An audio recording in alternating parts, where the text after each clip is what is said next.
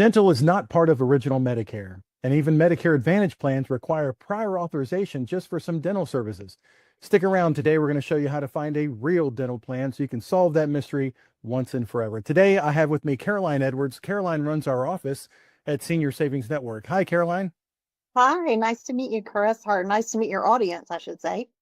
Well, a lot of people are choosing Medicare Advantage plans today, primarily because they say that they have dental coverage included. What is the problem with that?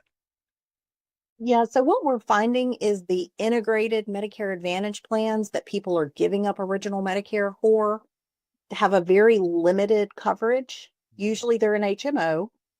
It's hard to find a provider that takes the plan. Then sometimes they don't read the fine print, and there's a copay for every single service. So, for example, you might have a $50 copay for a cleaning, a $50 copay for the dentist to look at you while you're in the chair, and then another $50 copay for x-rays. So $150 for just one visit is just your copays on these plans. So they're not covering much. And sometimes they have one tooth gets one root canal for your entire lifetime. So lots of restrictions in the fine print that people aren't reading. So what are the ones that we're hearing about when people are calling in and I know when they call here and they say, I want this plan, this Medicare Advantage plan, because it has dental. I know we educate them, but when they go that route anyway, because sometimes people just want to do what they want to do because they just had that shiny object that they went after. They got on the dental plan. What are the complaints that we primarily hear from those folks? Yeah, so what we're hearing is they're an HMO, and you may be able to find a general dentist, but you're not going to find a periodontist. You're not going to find an endodontist. You're not going to find an oral surgeon that's going to be able to get you in a timely fashion. And there's nothing worse waiting when they have a toothache. And so they're maybe even getting an extraction because they can't get implants. So there's lots of restrictions. And this year we actually saw the maximum coverage go down.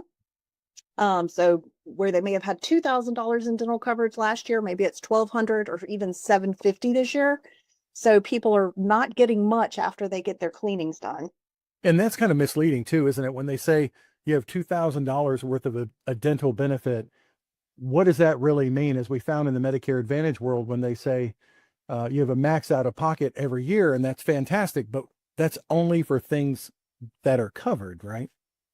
Yeah, thanks, Chris, because yes, prior authorizations in dental are occurring on Medicare Advantage, which is crazy to me. And there's less restrictions, less attention from the government on that because it's not considered medically necessary to have dental coverage. So there's roadblocks and limitations, and you're just not finding that you're able to get prior authorization to get those done in a timely fashion, or from a dentist that you actually want to go Right. to put their fingers in your mouth. So the other thing that some seniors are doing is they'll go into the dental office and they'll say, I'll pay cash. And then the dentist's office has this program, a dental savings program. A general dentist will sometimes, and they'll say, here, just sign up for this program and you'll have a discount on all the things that we do. What's the problem with that? Yeah, so we are hearing a lot about that. Mhm. And in those same offices, you'll also see a sign for care credit where you're going to actually take out a loan to pay for your dental work if something major happens. But the discount coupon is great on a can of green beans. It's not great when you're trying to get prime rib or you're trying to actually get a crown, bridge, root canal.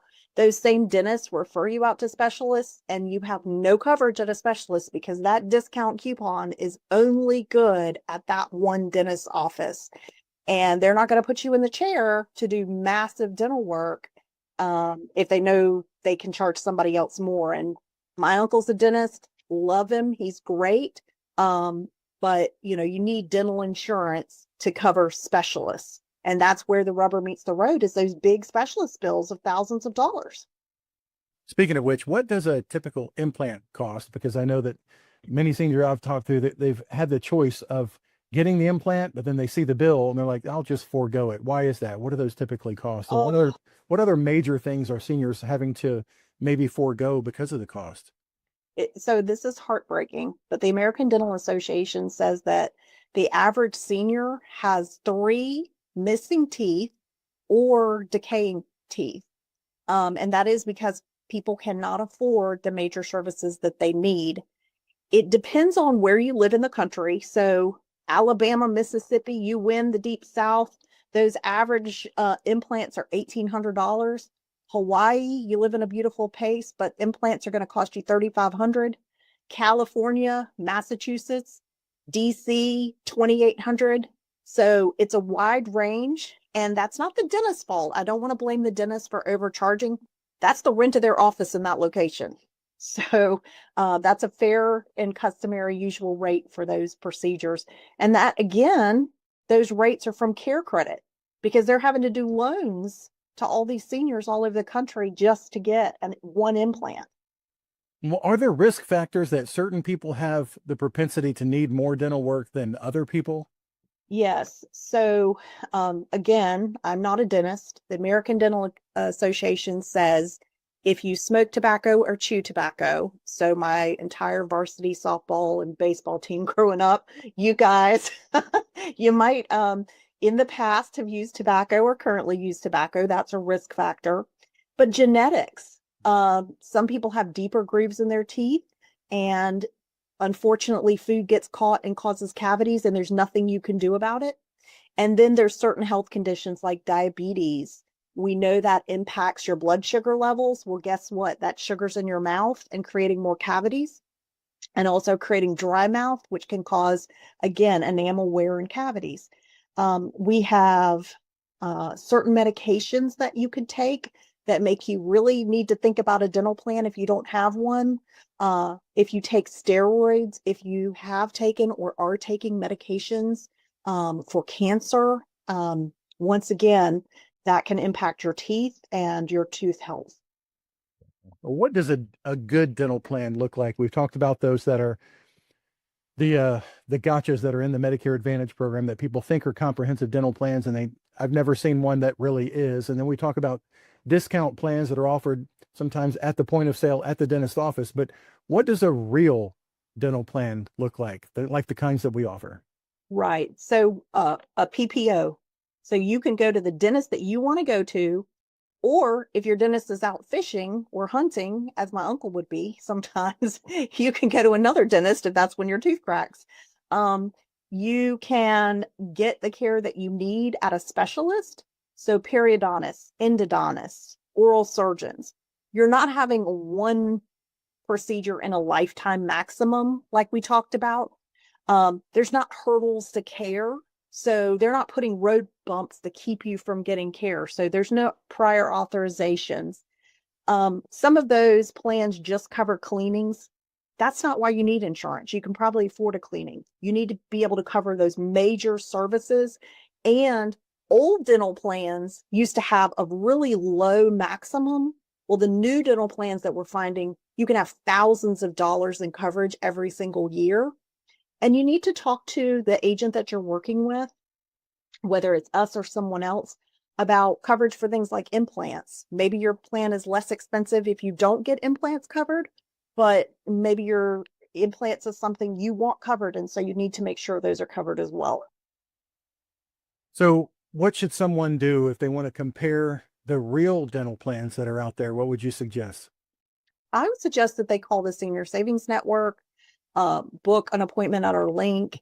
Dental is not something that you can go on Medicare.gov and shop for the same way that you would.